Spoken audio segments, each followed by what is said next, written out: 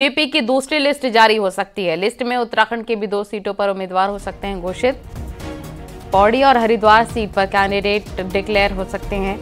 दिल्ली में बीजेपी की आज दूसरी लिस्ट जारी होने की उम्मीद है। ये बड़ी खबर, अहम जानकारी इस वक्त की। आज बीजेपी की दूसरी लिस्ट जारी हो सकती है और लिस्ट में उत्तराखंड के भी 2 सीटों पर उम्मीदवार घोषित हो सकते हैं। पौड़ी और हरिद्वार सीट पर कैंडिडेट हो सकते हैं डिक्लेयर।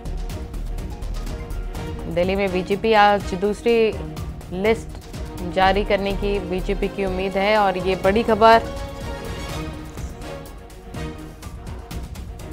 भारती सकलानी हमारी सहयोगी तमाम जानकारी के साथ लाइव जुड़ गए हैं। भारती, आज बीजेपी की दूसरी लिस्ट जारी हो सकती है और हर किसी की निगाहें हैं पौड़ी और हरिद्वार की सीट पर कि कैंडिडेट कौन होगा। इसमें आगे किनके नाम चल रहे हैं, कौन दावेदार हो सकते हैं?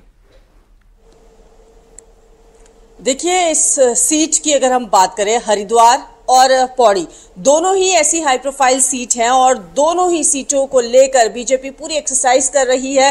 कई दौर के यहां पर सर्वे किए गए और उन सर्वे के बाद जो नाम आए वो केंद्रीय पार्लियामेंट्री बोर्ड को भेज दिए गए।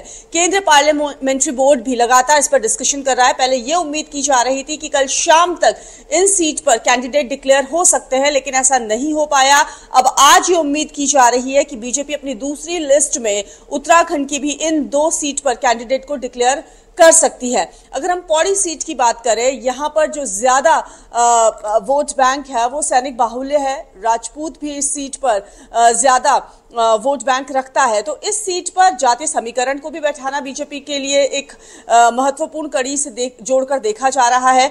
वहीं अगर हम हरिद्वार सीट की बात करें, इस सीट पर भी बीजेपी लगातार मंथन कर रही है। दुष्यंत कुमार गौतम, आपको याद होगा कि अभी पिछले कुछ दिनों में यहाँ पर लगातार रहे, दिन भर मीटिंग का दौर रहा और हर वर्ग से उन्होंने यहाँ पर बातचीत करने की कोशिश की है।